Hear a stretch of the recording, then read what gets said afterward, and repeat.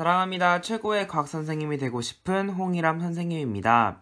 보일-샤를의 법칙은 보일의 법칙과 샤를의 법칙을 따로 배우는데요. 기체에 관련된 법칙이라고 해서 보일-샤를의 법칙이라고 함께 이렇게 이름 붙여 부르기도 합니다. 기체에 관련된 보일-샤를의 법칙을 배우기 전에 먼저 압력이라는 것부터 한번 알아봐야 될 텐데요.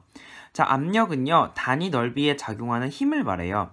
자, 여기에 두 가지 그림이 있습니다. 하나는 이렇게 우리 피부에 연필의 뭉툭한, 그러니까 넓은 부분을 갖다 대었을 때, 그리고 우리 피부에 이렇게 뾰족한 부분을 갖다 대었을 때, 자, 어느 부분이 더 아플까요? 똑같은 힘을 작용했다 하더라도 뾰족한 부분이 더 우리에 아프게 다가올 거예요. 자, 이것은요, 넓이가 작은 부분이 더 집중되어 힘을 받는다는 것입니다. 쉽게 말하면 이 압력이라고 하는 것은 넓이가 작으면 작을수록 압력이 셉니다. 그래서 넓이에는 반비례하고요. 자, 그리고 힘이 커지면 커질수록 압력은 커지겠죠?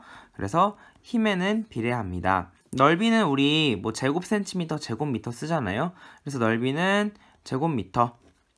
그리고 힘의 단위는요, 우리가 뉴턴이라는 단위가 있어요. 우리 다음 단원에서 이 힘의 단위를 배울 건데, 자, 뉴턴이라는 단위를 씁니다. 그래서 압력은요, 뉴턴 퍼 제곱미터를 가장 많이 사용합니다. 자, 여기까지 여러분이 압력에 대해서 알아봤는데요. 그럼 기체의 압력은 어떻게 될까요? 자, 이렇게 벽이 있는데요. 기체 분자들이 막 무작위로 운동을 하면서 충돌을 하고 있네요. 이 기체 분자들이 충돌할 때 벽에 미치는 압력이 있겠죠? 여기서 왜 우리가 굳이 이렇게 기체의 압력을 말하냐? 압력에 따라서 고체도, 액체도, 기체도 모양이 변하는데 가장 많이 쉽게 모양이 변하는 것은 바로 기체이기 때문에 우리는 기체 압력을 생각해 볼 필요가 있다는 거예요. 그래서 이 압력은요, 기체 분자의 충돌이라고 말할 수 있습니다. 즉, 압력이 높아진다는 것은 기체 분자의 충돌 횟수가 많아진다는 거죠. 기체 분자의 충돌이 많아지려면은 그러면은 어떻게 해야 될까요? 어떤 요인이 있을까요? 일단 많은 기체가 있으면 충돌 횟수가 크겠죠? 그리고 분자 운동이 활발하면 기체 분자의 충돌 횟수가 더 많아지겠죠? 그럼 분자 운동을 활발하게 하려면 우리는 온도를 높여주면 되죠. 굳이 법칙이라고 하지 않아도 우리가 자연스럽게 이미 알고 있는 그런 것들을요, 보일과 샤를이 정리해 놓은 것을 법칙이라고 하는 거예요. 어렵지 않다는 거죠. 보일의 법칙을 먼저 보도록 하겠습니다. 보일의 법칙은 온도가 일정할 때 기체 압력과 부피는 반비례한다는 거예요. 자, 그 온도는 신경 쓰지 않는다. 온도는 일정하다고 가정해 놓고서 기체 압력과 부피는 반비례한다. 자, 이거는 솔직히 말하면요, 법칙이라기 하기도 좀 뭐예요. 왜냐? 자, 이렇게 풍선이 만약에 10리터짜리 풍선이 있다고 하면 여기에 더 센 힘으로 풍선을 눌러주면 부피가 줄어드는 건 당연하죠. 자, 그런데 이것은 반비례한다고 했기 때문에 아주 쉽게 우리가 할 수 있어요. 굳이 계산하지 않고 공식을 외우지 않더라도, 사용하지 않더라도 10리터짜리 풍선에 압력을 2배를 가해주면 몇 리터가 될까요? 5리터가 된다는 거예요.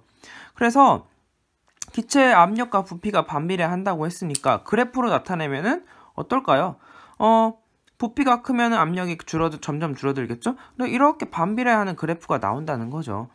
그래서 이걸 법칙이라고 하기에도 아주 좀 민망할 정도로 아주 쉬운 건데요. 이미 우리가 알고 있는 그런 자연의 것들을 좀 약간 교양 있게 이렇게 법칙으로 만들어 놓은 거예요. 우리 이 보일의 법칙의 예들은 우리 학교에서 좀 더 알아보도록 하고요. 자, 샤를의 법칙도 마찬가지예요. 압력이 일정하다고는 고정해 놓고선 기체의 부피는 온도와 비례한다. 우리 열팽창 배웠잖아요. 그죠? 온도가 높아지면 부피가 커진다. 그런데 이제 샤를의 법칙은 조금 더 봐야 될 게 있는데요. 샤를은 이걸 발견했어요. 온도가 1도씨 올라갈 때마다 기체의 부피는 0도씨 때 부피의 273분의 1씩 커진다. 자, 요걸 발견해낸 거죠, 요걸. 자, 그러면은 쉽게 적용을 해볼까요? 자, 0도씨의 기관에 10리터짜리 공기가 들어 있었어요. 자, 그럼 온도를 높이면 당연히 부피는 커지는 거 우리가 알고 있고, 자, 그러면은 이게 얼마나 273분의 1씩 커진다는데, 자, 이게 무슨 말이냐? 증가하는 양은 10리터 부피에 273분의 1만큼 그러니까 1도씨 올라갈 때 273분의 1씩 커지니까 자 이거는 지금 0도씨에서 273도로 올려놨으니까 여기에 뭐가 들어가면 돼요? 네, 273이 들어가면 되겠죠. 자 그러면은 이거 약분이 되니까 결국에는 10L만큼 커진다는 거죠. 자 무슨 말이냐? 처음에 10L가 있었는데요. 10L가 더 증가했습니다. 그래서 총 부피는 어떻게 돼요? 네, 20L가 된다는 거죠. 자, 273도의 이 온도를요, 이제 546도로 올렸어요. 자, 546도로 올렸으면, 자, 이제 처음 부피가 10이었습니다. 0도씨 부피가 10이었어요. 자, 처음 부피 10이었는데, 이번에는 273분의 이제 커져야 되는데, 1도 올라갈 때 273분의 1씩 커지니까, 자, 이 546도 올라가면은 여기다 546을 써줘야겠죠. 자, 그러면은 약분을 하면은 이게 2가 되거든요. 아, 그러면은 이제 처음에 10이 있었는데 0도씨 때 10이 있었는데 지금 20이 증가했다. 그러니까 총 부피는 얼마가 돼요? 30이 된다는 거예요.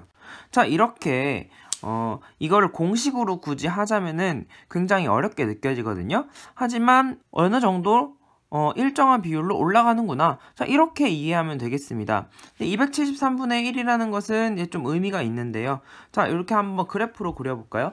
자, 온도가 올라가면 부피가 증가한다. 자, 그러면은 우리는 이제 비례한다라고 했으니까 이렇게 쭉 할 수가 있겠죠. 자, 그런데 여기서 문제가 하나 있습니다. 왜냐? 자, 다시 온도를 내려보세요. 그러면 부피가 빵이 돼요. 자, 부피가 0이 된다는 것은 기체가 더 이상 없어진다는 겁니까?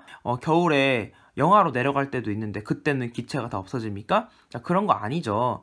자, 그렇다면은 이걸 어떻게 해야 되냐? 이거를 이렇게 어느 정도 기체는 있다고 이렇게 봐야겠죠. 그러니까 0도씨 때는 부피가 0이 되는 건 아니라는 거예요. 자, 이거를 좀 주의하면서 자, 쭉 따라가면 부피가 계속 감소를 하겠죠? 쭉쭉쭉쭉 감소하다가 자, 이렇게 선생님이 점선으로 표시하겠습니다. 기체의 부피가 0이 되는 지점이 있단 말이죠. 자, 이것을 마이너스 273도C 자, 즉 뭐라고 하냐면 0K라고 하는 거예요. 절대온도 0도라고 하는 거고 자, 그런데 지금 선생님이 여기 점선으로 표시해놨죠? 선생님이 왜 점선으로 표시했을까? 실제로 자연에서는 이 0K를 만들 수가 없다는 거죠. 즉 기체의 부피를 0으로 만들 수가 없습니다. 자, 왜냐?